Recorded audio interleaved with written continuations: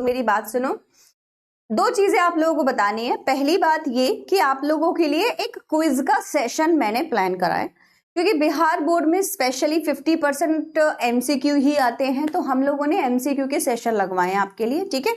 Majorly वैसे तो आपके हर सब्जेक्ट में ही लगेंगे। इंग्लिश में हम चैप्टर वाइज अगर एमसीक्यू के सेशंस लगाएंगे तो बहुत ही अननेसेसरीली लेंथी चला जाएगा, तो मैंने क्या किया है, 4-4 चैप्टर्स को कंबाइन करके आपके क्विज लगवाए हैं। जैसे कि मान लीजिए 2 चैप्टर, एक आपके चैप्टर हो गए, 2 आपकी पोयम हो गई, एक आपका ग्रामर का कुछ हो गया, तो ऐसे करके मैंने सेशंस लगवाए हैं। मैम हम सबको अच्छा ओके, हाँ नॉर्मल तो है ही, गर्मी तो है ही। खैर मैम वाईटी आने नहीं नहीं यहीं पर, यहाँ पर वाईटी की बात नहीं कर रही हूँ, पेड की बात कर रही हूँ, ठीक है। वाईटी का कुछ भी होगा तो बताऊंगी आपको। तो यहाँ हमने लगवाए हैं, तो आपके जो है अब एमसीक्यू सेशन अभी 2-4 दिनों में, मतलब कि हो सकता है नेक्स्ट वीक एक एमसीक्यू सेशन आपका हो। वो इसीलिए लगवाया है क्योंकि जब मैंने देखा ना कि आप लोग का जो सिलेबस है, गुड इवनिंग मेरा बच्चा आरुषि, सिलेबस में एमसीक्यू बहुत आते हैं, है ना, तो आप एमसीक्यू की प्रैक्टिस बहुत अच्छे से करके रखिएगा, क्योंकि उससे ही आपके क्वेश्चंस आ रहे हैं। वैसे तो हम क्लास में पोल कराते ही हैं, बहुत सारे क्वेश्चंस में हर चैप्टर से 10-10 एमसीक्यू आपको लाती हूँ। उसके अलावा आपके डीपीपी में भी एमसीक्यूज होते हैं, है ना, सॉल्व करते हो ना, लेकिन अभी और भी करने पड़ेंगे, तो वो सारा इकट्ठा कर करा के कुल मिला के बहुत सारे एमसीक्यूज आपके पास हो जाएंगे जो आपके पेपर में आएंगे। तो ये गुड न्यूज लगी सब लोगों को, तो फटाफट से पर्पल हार्ट सेंड करो। मैम स्पोकन इंग्लिश का क्लास कब होगा? तो सूरज, स्पोकन इंग्लिश की मैं ही हूँ जो सेशंस लेकर आ रही हूँ, तो उसकी रिकॉर्डिंग चल रही है, तो मैं 2 सेशन उसके रिकॉर्ड कर चुकी हूँ, वो ना आपको रिकॉर्डेड दिया जाएगा, है ना, जो मतलब टीम से मुझे बताया गया है। तो अभी इकट्ठा जब रिकॉर्डिंग हो जाएगा ना, तो आपको एक साथ डम कर देंगे ताकि आप उनको आराम से देख सकें अपने स्पेस पर। तो उसके लिए थोड़ा टाइम लगेगा, अभी लग जाएगा, 1-2 हफ्ता और लग जाएगा, बट हाँ 1-2 हफ्ते में काम हो जाएगा, ठीक है। होल चैप्टर का एमसीक्यू, हाँ जी होल चैप्टर का हाँ जी, जितने जितने जैसे मैंने क्या किया है कि 5-5 चैप्टर्स के मैंने बोले हैं मैम को, तो मतलब हमारा मैम जो होती है, जो ये सारा कंटेंट आपका सेट कराती है हमारे साथ के कब कौन सी क्लास होनी चाहिए, तो उसमें मैंने क्या किया है कि 5-5 चैप्टर्स जैसे ही हो जाया करेंगे, तो 5 चैप्टर्स को मिलाकर एक एमसीक्यू का सेशन, 5 चैप्टर को मिलाकर एक एमसीक्यू का सेशन, वैसा करके। अच्छा, अब दूसरी चीज ये है कि कल हमने सॉन्ग ऑफ माई सेल्फ पढ़ी थी, किसने लिखी है जल्दी बताओ फटाफट से। Everybody is going to tell me who is the writer, who is the poet of song of my self. Very very fast answers आ जाने चाहिए।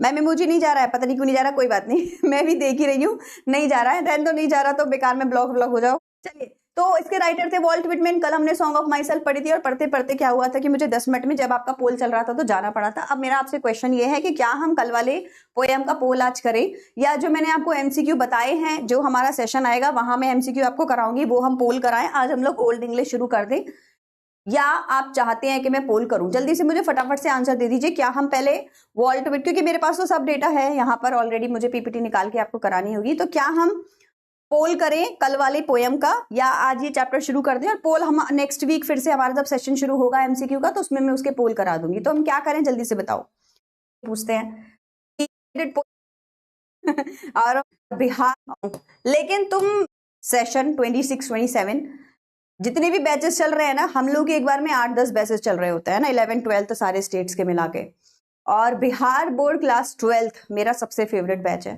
तुम लोगों को एंड तक बहुत प्यार से पढ़ाना है, बहुत मजे से पढ़ाना है, और जो तुम लोगों को इच्छा है वो पूरी करनी है। ये मैंने खुद से ऐसा प्रॉमिस किया है, क्योंकि सबसे फेवरेट बैच है, सच में बहुत प्यारे बच्चे हो तुम लोग, तो इसीलिए जैसे जैसे कहोगे वैसा वैसा किया जाएगा औरों का नहीं पता, बट मेरे लिए तो बहुत ही फेवरेट बैच हो। चलिए, बहुत अच्छा लगता है तुम लोग की क्लास का ना, मैं खुद वेट करती हूँ कि मेरे बिहार वाली क्लास कब होगी, बड़ा मजा आता है, रिस्पॉन्स बहुत अच्छा आता है।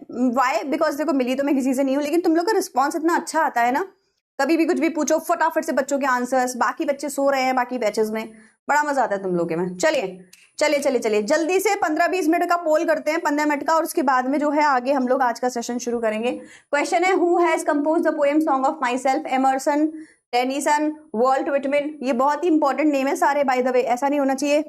कह रहा स्नेहा बोल रही है मैम, नहीं किसने बोला था झूठ मत बोलिए इस बात के लिए कि मैं, आप मेरे फेवरेट हो, झूठ बोलने की मुझे क्या जरूरत है, मुझे बताओ। तुम मेरे को कोई लड्डू खिला दोगे मैं अगर झूठ बोल दूंगी तो, या मेरा कुछ, ये बात हमें भी बहुत अच्छा सुनना रहा हो। मेरी यूपी बोर्ड का बच्चा, मुझे लगा था कि बहुत अच्छा रिस्पांस दिया करेंगे वो बच्चे, थोड़े से मुझे लग रहा है अभी बहुत टाइम लगेगा उनके साथ में।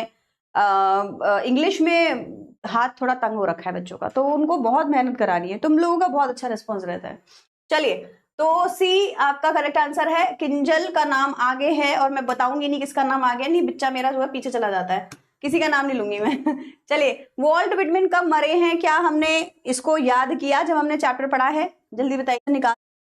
आप सबका पोल आ रहा है? सो 92 है, गूगल करके आ गए हैं सारे बच्चे फटाफट से।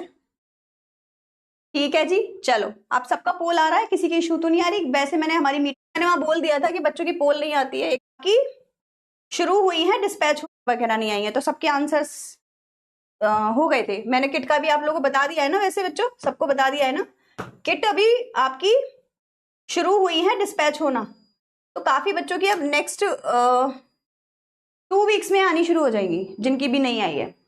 Whitman was which kind of poet? I mean, what is his nationality? Is he from India? Is he from Europe? That means British or American. Very very important MCQ. आपके त्रिमासिक में ये आपको दिखने को मिल सकता है, चांसेस बहुत ज्यादा है इस चीज के, ठीक है? चलिए आंसर लगाइए। PW में मैं उसके बाद में आई हूँ, तो मैंने 2.2 पढ़ाया था, तो 1.2 में मेजरली सारे बच्चे 11th के ही हो क्या आप? अच्छा, काफी बच्चों का पोल नहीं आ रहा है, ओके। सूरज का भी नहीं आ रहा, आशी आता है, तो जिनकी नहीं आई है उनकी अब नेक्स्ट वीक से आनी शुरू होगी, ये बोल रही हूँ मैं, ऐसा रहता है, ठीक है? काफी बच्चे हैं, काफी नहीं भी हैं। अब आरुषि पुरानी, आरुषि को तो शायद मुझे लग रहा है 12th 2.2 में मैंने ही पढ़ाया है ना Arushi? Very good everyone, those who are doing it, great, बहुत बढ़िया। चलिए नेक्स्ट पे आ जाते हैं। होगा अमेरिकन होगा, ये आपको याद रखना बहुत जरूरी। इनका बॉर्न भी बता दो, जब आप इनका डेथ बता चुके हो तो बॉर्न भी बता दो, कब पैदा हुए थे। चलिए चैट में भी लिख देना, गूगल तो कर ही लोगे। इनकी डेट ऑफ बर्थ 92 में, ये 19th सेंचुरी में आए हैं और 19th सेंचुरी में चले गए, ऑफ कोर्स स्टार्टिंग में आए हैं और एंड में गए हैं, ठीक है? चलिए, yes sir, Divya ma'am, all right, ठीक है ना? सो इसका जो आंसर होगा दैट वुड बी 1819, बहुत बढ़िया। सी लगा दूं? सब लोग पोल कर लें, उसके बाद लगाती हूँ। चलो, तो वॉल्ट विटमैन के ना मेजरली अब पोएम से रिलेटेड भी कुछ क्वेश्चन होंगे, सॉल्व करना, और जो MCQ जो हम लोगों ने प्रैक्टिस किया है, मतलब प्रॉमिस किया है कि आपका आने वाला है, बड़ा मजेदार होगा, उसको सब लोग ज्वाइन जरूर करना, ठीक है? चलिए, मैम ठीक ने CBSE, सॉरी व्हाट, अरे आप लोग को एक न्यूज मिली क्या? अच्छा, 11th में CBSE का बोर्ड लिया, बैच लिया था कोमल ने, ओके, अच्छा अच्छा, चलो ओके। आप 2.0 के हो ना नूतन? जी हाँ, ने 12th से ज्वाइन किया है मैम, हमने दिव्या मैम से 11th में क्लास की थी। अच्छा ओके, तो मैं तो CBSE में नहीं थी, लास्ट ईयर ना CBSE का मैंने 3.0 पढ़ाया था, 3.0 पता नहीं 4.0 था, वो पढ़ाया था, क्योंकि मैं जब आई हूँ ना यहाँ तब वही बैचेस चल रहे थे, उससे पहले वाले सारे बैचेस में बाकी के टीचर्स थे। सो C will be the session.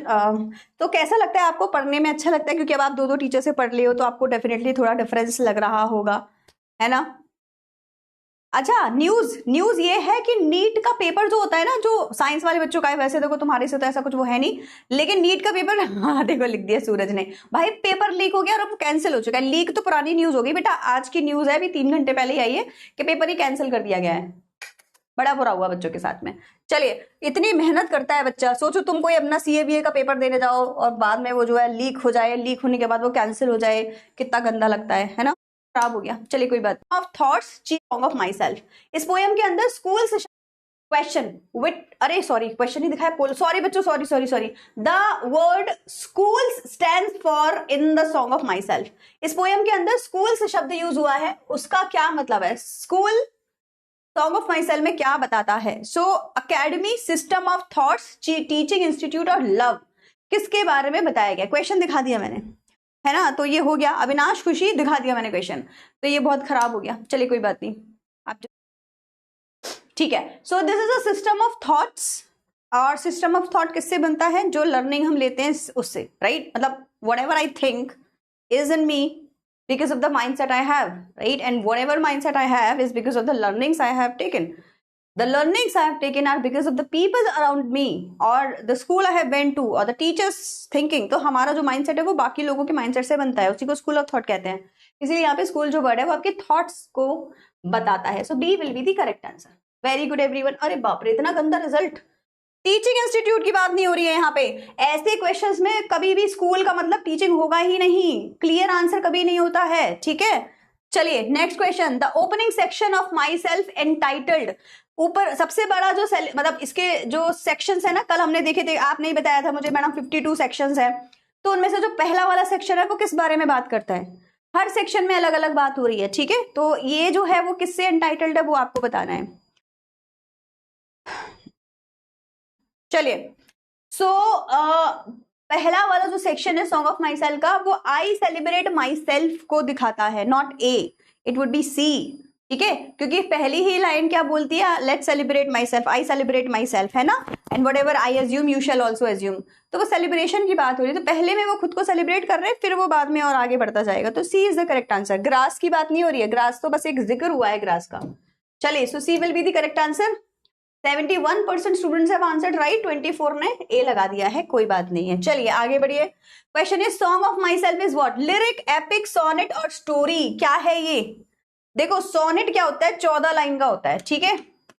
Epic को कहते हैं महाकाव्य, महाकाव्य महाबड़े होते हैं, महाबड़े। स्टोरी तो आपको पता ही है क्या होता है, महाकाव्य क्या होते हैं मालूम है?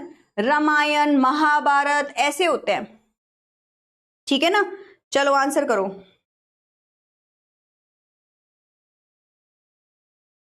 तो इसमें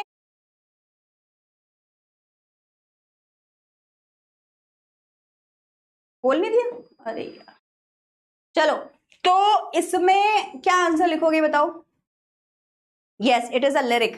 तो जो बच्चे सी लगाएंगे ना वो तो ऑब्वियसली नहीं होगा, क्योंकि 14 लाइनें थी नहीं, तो पता नहीं आप सी क्यों ही लगा रहे हो। ये एक लिरिक है और हम इसको एपिक नहीं बोलेंगे, ऐसे ऐसे कहने को बोल सकते हो, क्योंकि मैडम कितना बड़ा था 52 है ना, तो कितना बड़ा हो गया तो इसको तो एपिक बोल दो, पर नहीं ऐसे नहीं होता। एपिक एपिक जैसे ना जॉन मिल्टन ने पैराडाइज लॉस्ट लिखी है, किसी ने पढ़ी है वो एपिक थी।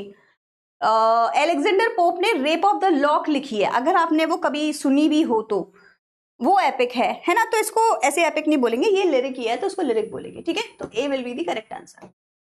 चलिए नेक्स्ट पे आ जाते हैं। 83% students have made it right. How many times the word you has been used in song of my self?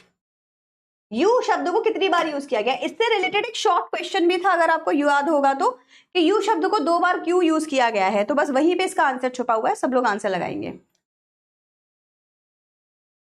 Ma'am पोल को क्या हो जाता है, कभी आता है कभी नहीं आता है, ऐसा है कि आयुष मैं क्या करूं, ये टेक्निकल मेरी तरफ से वेरी रॉन्ग रहे थे, तब लिखा हुआ था, आपको याद होगा, है ना, ठीक है। तो 2 बार इसका इस्तेमाल किया गया है, और ये यहाँ पे क्वेश्चन में भी कल हम पढ़ रहे थे तब लिखा हुआ था, आपको याद होगा, है ना। टाइपिंग मिस्टेक होगी, कोई बात नहीं। पोल नहीं आ रहा है यार बहुत बच्चों का, मैं आप फिर बोलती हूँ आज सर को कि पोल का कुछ करें आप लोग का, है ना, दिस इज वेरी रॉन्ग, बच्चे परेशान हो जाते हैं।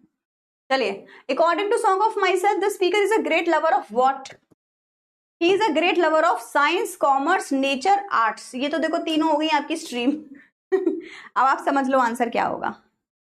काफी बच्चों का पोल नहीं आ रहा, और शुरू शुरू में ना कोई नहीं बोल रहा था कि पोल नहीं आ रहा, तो मैं इतनी खुश हो रही थी कि आज सबका पोल आ रहा है, बड़ी अच्छी बात है। और बाद में एकदम से तुम लोगों ने कचरा कर दिया, सबका ही नहीं आ रहा ऐसा लग रहा है। And then he sees the grass, तो अंदर जब स्पीकर कहता है ना कि let's be a bit lofty and let's take some rest and be lazy and lie down and then he sees the grass, तो पूरी पोएम जब आप पढ़ोगे तो वो नेचर से इतना ज्यादा इंस्पायर्ड है, इतनी ज्यादा तारीफ कर रहा है नेचर की, तो पूरी तो हम क्या ही पढ़ेंगे, कभी नहीं पढ़े, जिंदगी में कभी नहीं पढ़ोगे आप।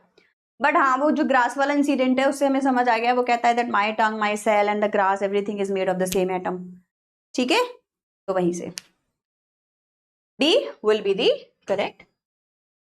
चलिए, how many of you have answered? 92। Kinjal का और आदर्श का बोल रही हूँ, मुझे बोलना नहीं चाहिए, इनका कभी पोल खराब नहीं होता भाई, बच्चे दोनों बिल्कुल मस्त पोल देते हैं और हमेशा आगे रहते हैं।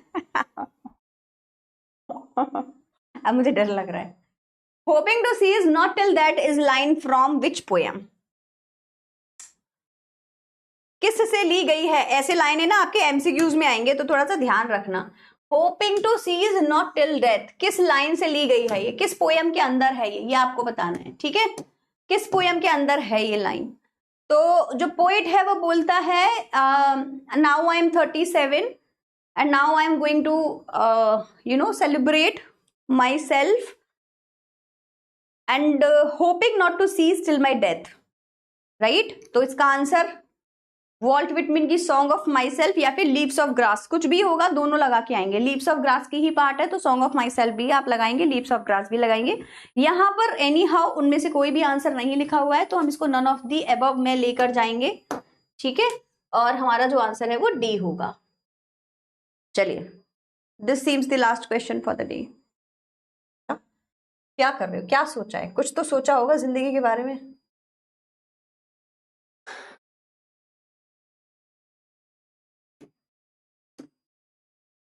चलिए, nature without check with origin, इसके बाद एक शब्द है जो आपकी इस वाले सेक्शन को एंड करता है। व्हाट इज दैट शब्द?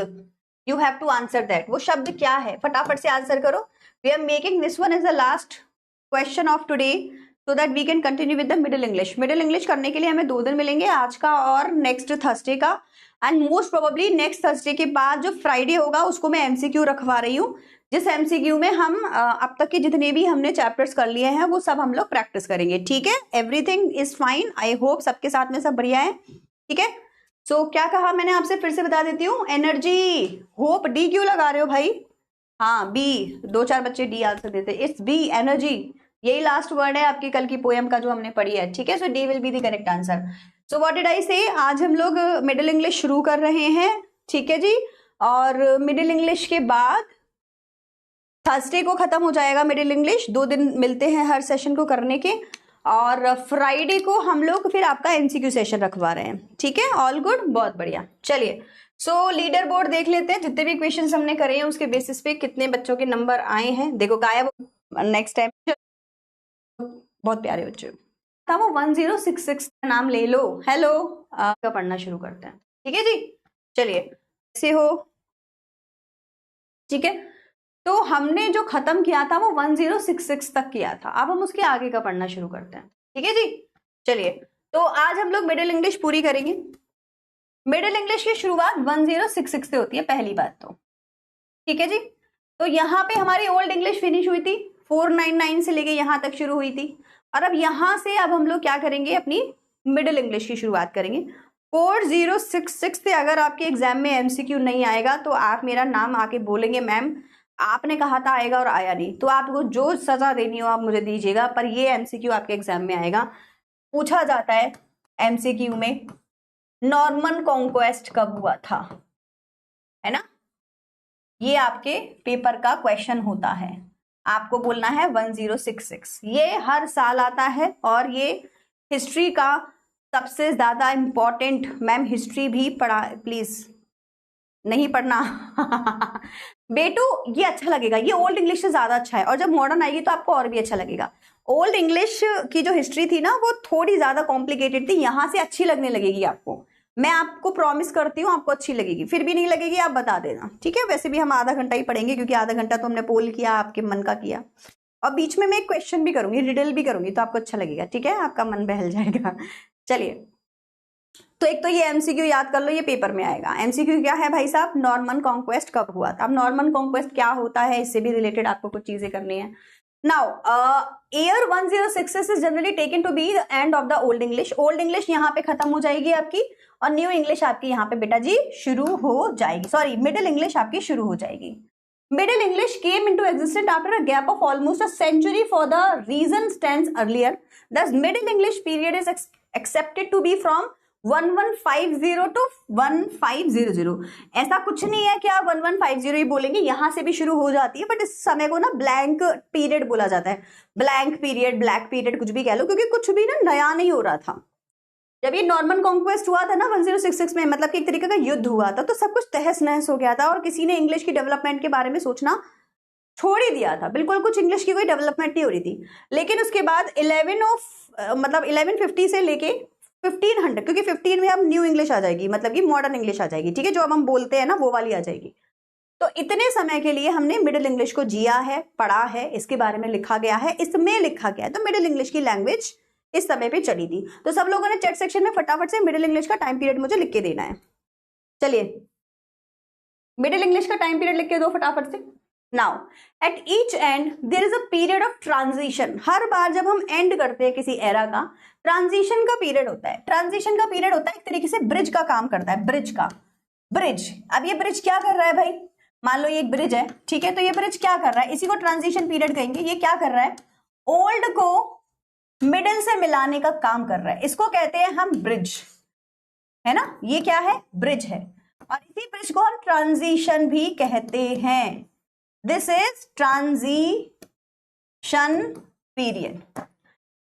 सो at each end there is a period of transition when the language seem to be in a state of flux। और लैंग्वेज थोड़ी समय के लिए रुक जाती है। फ्लक्स माने गायब हो जाना, रुक जाना, थम जाना। Two significant event distinguished middle and modern English.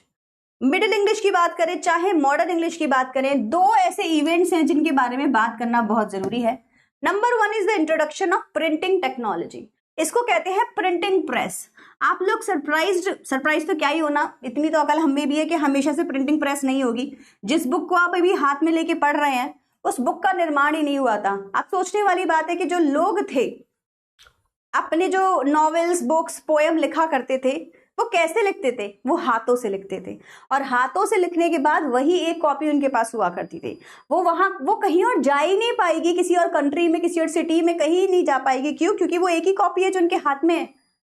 फिर प्रिंटिंग प्रेस का निर्माण हुआ। इन्होंने कहा कि हम टाइपिंग करके प्रिंट कर सकते हैं और एक नहीं 50 कॉपीज प्रिंट हो जाएंगी और फिर आप चाहें तो इनको अलग अलग देशों में, अलग अलग शहरों में दे दें। तो हम जिस नोटबुक से आज पढ़ रहे हैं, जिस बुक को आज हमने यूज किया हुआ है, ऐसी बुक्स पहले नहीं हुआ करती थी। जाहिर सी बात है ना। तो मॉडर्न टेक्नोलॉजी प्रिंटिंग प्रेस की कब आई है, वैसे तो इसका ईयर है अभी मैं आपको बताऊंगी।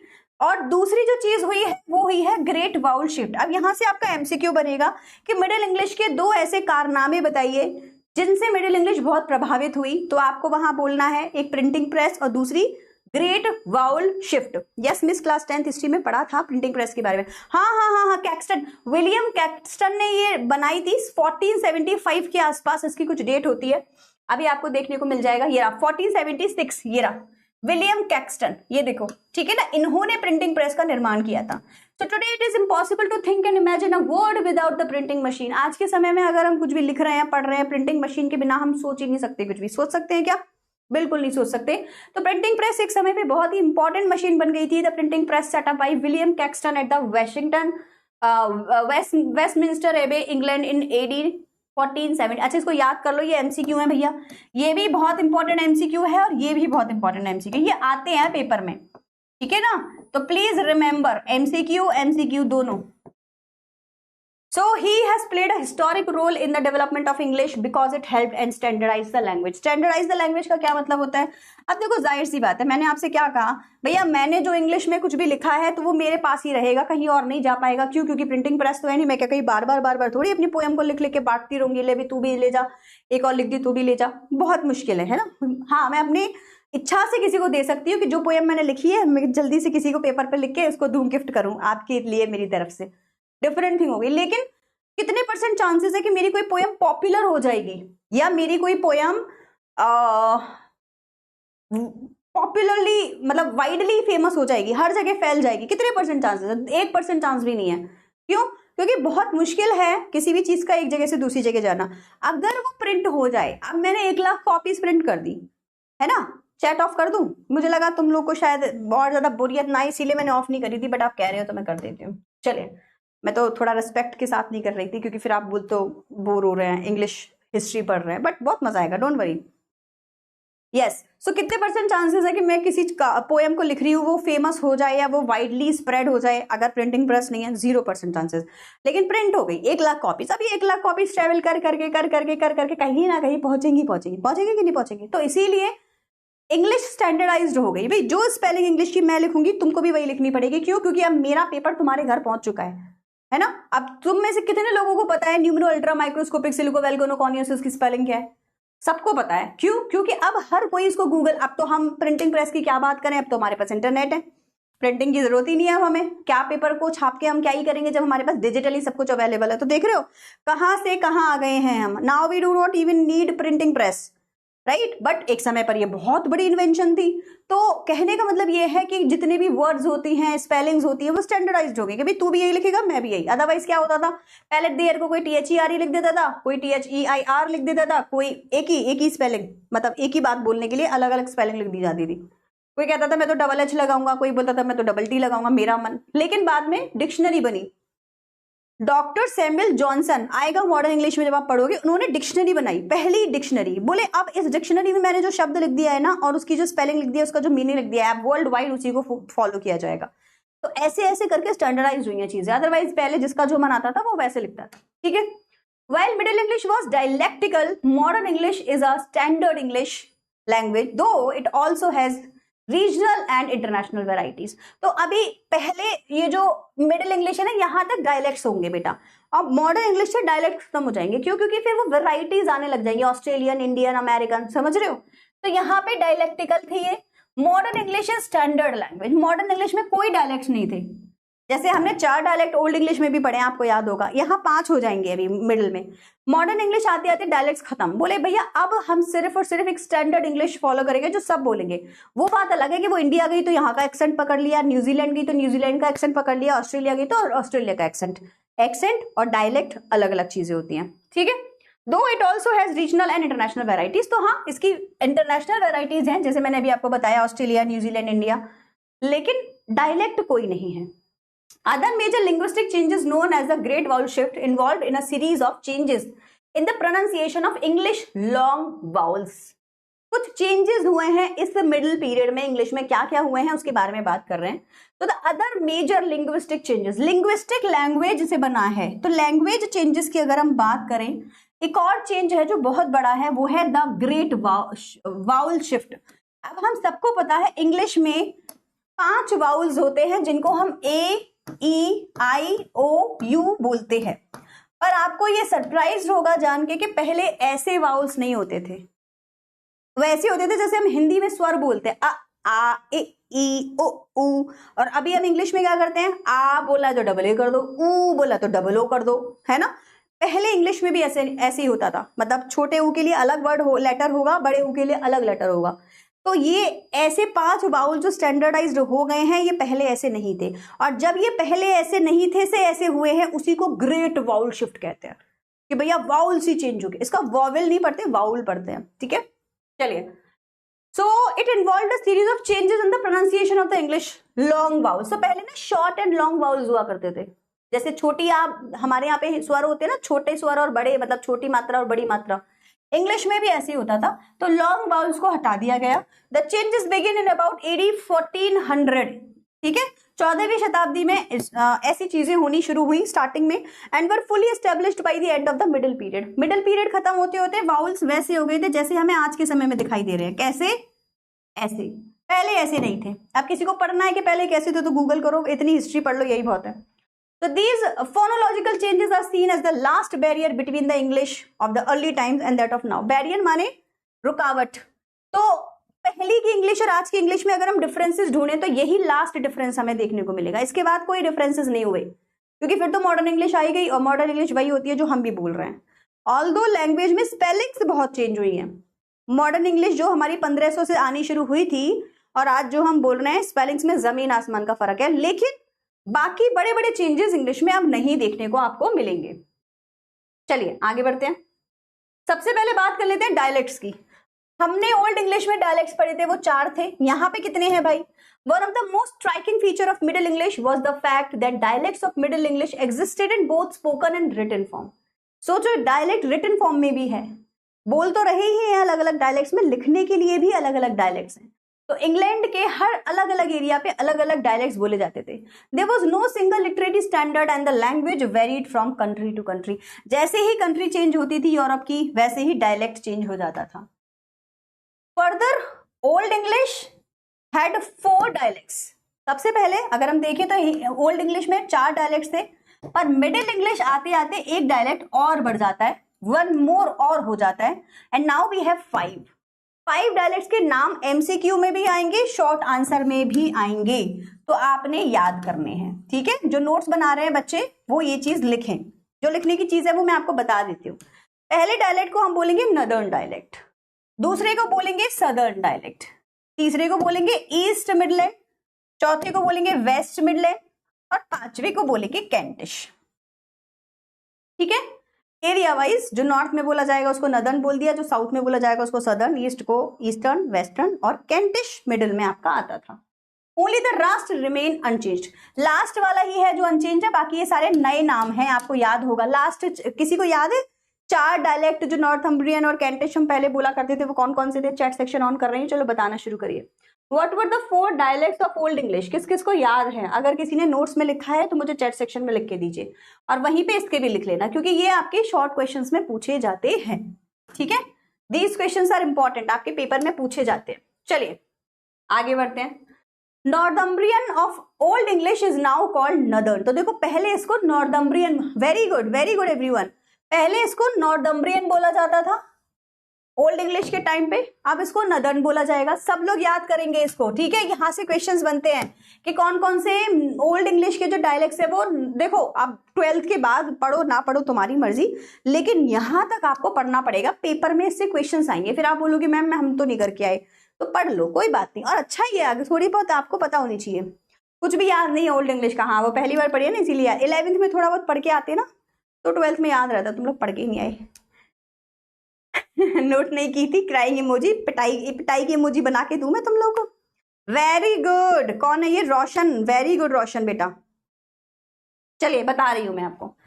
फिर एक थी वेस्ट सेक्शन, याद है किसी को? अब वेस्ट सेक्शन को वेस्टर्न मत कर देना, वेस्ट सेक्शन सदर्न बन गई है अब, ठीक है।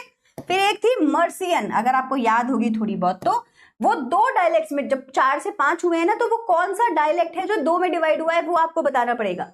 Very good, West Saxon, Mercian, Kentish and Celtic. Very good Suraj, ठीक है। सो देखो जो नॉर्थम्ब्रियन थी वो तो नदर्न हो गई, सीधे सीधे आज ही याद हो जाएंगी, फिर से कर लीजिए। वेस्ट सेक्शन सदर्न बन जाती है, मर्सियन 2 में डिवाइड हो जाएगी। Mercian is divided into 2 dialects which came to be known as East Midland and West Midland. कर लोगे इतना? तो क्वेश्चन आता है कि 4 से 5 होने के लिए कौन सा डायलेक्ट था जो डिवाइड हो गया था? तो मर्सियन जो है वो डिवाइड हो गई थी, ठीक है। चलिए फिर modern English has evolved from the east Midland. Last में जो हमारे पास बची है ईस्ट मिडलैंड, वो यहीं से आई है, तो हमारी जो मॉडर्न इंग्लिश है वो ईस्ट मिडलैंड की ही है। तो बाकी की सारी खत्म हो गई और खाली मॉडर्न इंग्लिश, ईस्ट मिडलैंड की जो इंग्लिश है वो आगे बढ़ी। अब बताओ यहाँ तक सब क्लियर है? कुछ पूछना है? चौथी तो आपकी कैंटिश हो ही गई। सो अब हमारे पास में कौन कौन सी है? पहले कौन सी थी? नॉर्थम्ब्रियन थी, ठीक है, वेस्ट सेक्शन थी, ठीक है, मर्सियन थी और कैंटिश थी। तो कैंटिश तो एज इट इज आज भी है। नॉर्थम्ब्रियन बन गई नदर्न, वेस्ट सेक्शन बन गई सदर्न, मर्सियन डिवाइड होगी ईस्ट और वेस्ट में। क्लियर सब लोगों को? ठीक है मैम, आप जो अंडरलाइन करते हैं मैम प्लीज डाउट देखिए, अभी मैं देखती हूँ, एक सेकेंड। कर रही हैं वो केवल हाँ उससे क्वेश्चंस बनेंगे, एमसीक्यू बनते हैं उससे, ठीक है। A number of factors together with geographical consideration led to a situation where the East Midland dialect became the most important and useful to the people of this age. तो क्या लिखा हुआ है कि कुछ जियोग्राफिकल चीजें हुई, पॉलिटिकल चीजें हुई, सोशल चीजें हुई और ईस्ट की जो ईस्ट मिडलैंड डायलेक्ट लोगों को इतना ज्यादा पसंद आया कि उन्होंने ईस्ट मिडलैंड को रखा, उस डायलेक्ट को रखा और बाकी सबको धीरे धीरे भूलते चले गए। तो यही वाला जो डायलेक्ट है लास्ट में मॉडर्न इंग्लिश बन जाता है। अब ये एक एमसीक्यू बन गया। क्वेश्चन क्या आएगा बोलो? क्या आएगा क्वेश्चन कि भाई आपका जो मॉडर्न इंग्लिश है वो किस डायलेक्ट से निकल कर आया है? सब लोगों ने चैट सेक्शन में आंसर देना है। Very good Janvi, thank you, sorry Janshi, जल्दी से आंसर दीजिए। मॉडर्न इंग्लिश किस डायलेक्ट से निकल कर आई है? बहुत बढ़िया क्वेश्चन है, बताइए मॉडर्न इंग्लिश किस डायलेक्ट से निकल कर आई है? क्या आंसर देंगे? मॉडर्न इंग्लिश किस डायलेक्ट से निकल कर आई है? ईस्ट मिडलैंड से, ठीक है। क्लियर हो गया? याद रखना है इसको, वेरी गुड। चलिए अब देखिए, ये थोड़ा सा बोरिंग हो जाएगा आपके लिए, बहुत बेकार है ये वाला। मिडिल इंग्लिश की जो वोकैबुलरी है कौन सी कहाँ से आई है, आपने ये उसमें भी पढ़ा था ओल्ड इंग्लिश में, है ना, कौन कौन से शब्द कहाँ से आए हैं। तो मैंने आपसे तब भी कहा था याद करने की जरूरत नहीं है, मैं आपसे फिर कह रही हूँ याद करने की जरूरत नहीं है। मैं फटाफट से फिनिश कर देती हूँ, ठीक है, इट्स ओके, मैं फटाफट से फिनिश करती जाती हूँ, आप बस पढ़ते जाइए। Most important linguistic impact of French rule in England was that a large number of French words entered into the language. Chapter जैसे ही शुरू हुआ है, हमने बात करी थी 1066 की, और मैंने आपसे कहा था कि इसको नॉर्मन कॉन्क्वेस्ट कहते हैं। इसमें क्या हुआ था, फ्रांस का एक राजा जिनका नाम था विलियम द कॉन्करर, ठीक है, विलियम द कॉन्करर इनका नाम था। तो विलियम द कॉन्करर ने जो इंग्लैंड के राजा थे उनको हरा दिया और वो सिंहासन पर आ गए। अब जो राजा है वो आया है फ्रांस से। कहां से आया राजा? फ्रांस से। तो क्या जो राजा फ्रांस का है वो जब इंग्लैंड आएगा तो फ्रेंच लैंग्वेज अपने साथ लाएगा या यस और नो? फ्रेंच वर्ड्स वोकेबलरी अपने साथ लाएगा, यस और नो? इसी को सबसे बड़ा उस समय पर फ्रेंच इन्फ्लुएंस कहते थे। जैसे हमने एमसीक्यू में पढ़ा है ना कि इंग्लिश पर सबसे ज्यादा प्रभाव किस लैंग्वेज का है, तो फ्रेंच लैंग्वेज का भी बहुत ज्यादा प्रभाव है। मतलब लैटिन और वो तो है ही, क्योंकि लैटिन तो स्टार्टिंग से ही रही है, आपको याद ही होगा। ठीक है, वेरी गुड। तो फ्रेंच लैंग्वेज के बहुत सारे वर्ड्स हैं जो इंडिया में आए, सॉरी इंग्लिश में आए। कब आए? 1066 के बाद। 1066 में क्या हुआ? नॉर्मन कॉन्क्वेस्ट, मतलब कि William the conqueror French Raja England की गद्दी पर बैठ गया था। ठीक है, चलिए। तो the most important linguistic impact of French rule in English और इंग्लैंड वाज दैट, तो सबसे बड़ा इन्फ्लुएंस क्या हुआ जब फ्रेंच रूलर इंग्लैंड की गद्दी पर बैठा? That was a large number of French words entered the language. English language में कौन से वर्ड्स एंटर होने लगे? French words. Many of these words are related to the dignity and honor, क्योंकि royal शब्द है ना, राजा महाराजाओं के शब्द हैं। तो क्या होता होगा, राजा महाराजा जिन शब्दों का इस्तेमाल करते होंगे अपने दरबार के बारे में बातें करने के लिए, अपने सिंहासन के बारे में बातें करने के लिए, अपने लॉ रूल्स रेगुलेशंस के बारे में बातें करने के लिए, रॉयलिटी दिखाने के लिए वही शब्दों को आम जनता बोलने लगी सुन सुन के। अब जब बोले गए तो वो फ्रेंच शब्द जो है बहुत ही नॉर्मल तरीके से इंग्लिश लैंग्वेज में घुस गए मतलब कि मिंगल हो गए और नॉर्मली लोग उनको यूज करने लगे। तो कौन कौन से शब्द थे वो? Some of these words are royalty, realm, homage, prince, princess, duke, duchess. अब आपको पता है ड्यूक, डचेस, प्रिंस, प्रिंसेस, ये शब्द वो लोग अपने लिए इस्तेमाल करते थे, फ्रेंच वर्ड्स थे। इंग्लैंड की जनता को लगा कि ये तो इंग्लिश में ही बोल रहे हैं शायद, तो ये हम भी बोल सकते हैं। तो धीरे धीरे इंग्लिश में भी प्रिंस और प्रिंसेस शब्द आने लगे। कहने को ये फ्रेंच शब्द थे।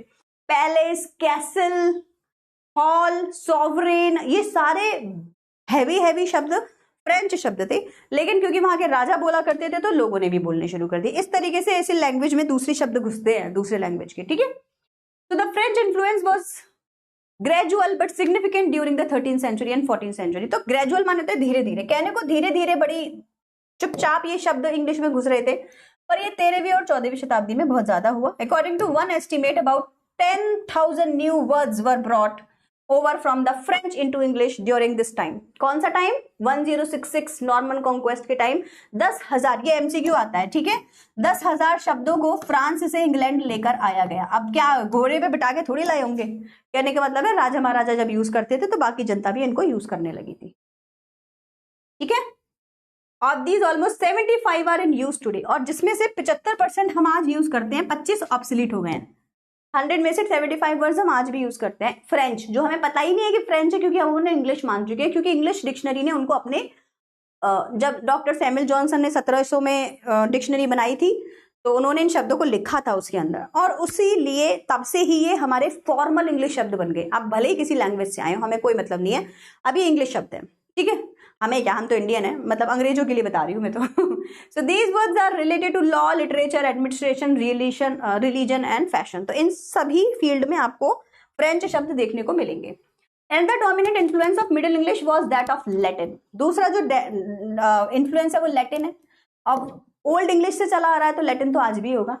Some of the words from Latin came directly, but some entered through French and were other related. तो French से French से होते हुए English में आ गई थी। Related to science, medicine, law and literature. Some of these borrowed words are history, index, intellect, legal, magnify, picture शब्द Latin शब्द है बेटा। Genius, summary जो हम हर चैप्टर की बात पढ़ते हैं Latin शब्द है। Substitute, temperature, magnify, private, ये सारे जो शब्द आपने अभी भी सुने हैं ये Latin शब्द है। मिडिल इंग्लिश की ग्रामर के बारे में कल बात करेंगे। आप मुझे बताओ यहां तक आप लोगों को समझ में आ गया? कोई डाउट है किसी का? मैं आपके डाउट निकाल लेती हूँ, क्योंकि एक वर्ड लीडर आ गया था। ये क्या कराया है मैम ने? रेस्ट ये पूरा आपके पास आ जाएगा, जिसको भी पढ़ना हुआ करता था उस टाइम पीरियड में हुआ, समझ आएगा। ठीक है, चलिए ऑल राइट। तो यहां से मैं आपको कल पढ़ाऊंगी, आज नहीं पढ़ा रही हूँ। कल से मेरा मतलब है नेक्स्ट क्लास में। किसी का कोई और डाउट है तो पूछ लो, क्योंकि अभी ज्यादा नहीं है, बस खत्म ही है। फिर इसके हम लोग पोल भी करेंगे परसों की क्लास में, और उसके बाद एक एमसीक्यू का सेशन, ठीक है। रेस्ट ये पूरा आपके पास आ जाएगा, जिसको भी पढ़ना हो वो चाहे तो पढ़ सकता है।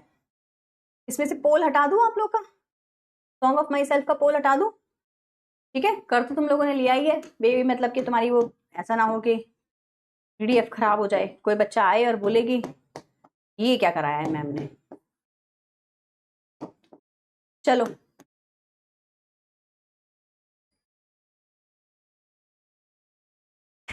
कि गलत स्पेल कर देते, देखो होता क्या है ना हमारी चलो मैं कुछ बोलूंगी नहीं, बस लिखूंगी, आपको आंसर देना है, ठीक है। तो बच्चा देखो होता क्या है ना हमारी बहुत सारे ऐसे शब्द हैं जिनकी स्पेलिंग्स हम आपको याद कराते हैं, बट फिर भी आप उन शब्दों को कई बार ऐसा देखा गया है कि गलत स्पेल कर देते हैं, ठीक है। तो इसी बेस पे आपको बताना है कि जो मैं पूछ रही हूँ वो आपको बताना है।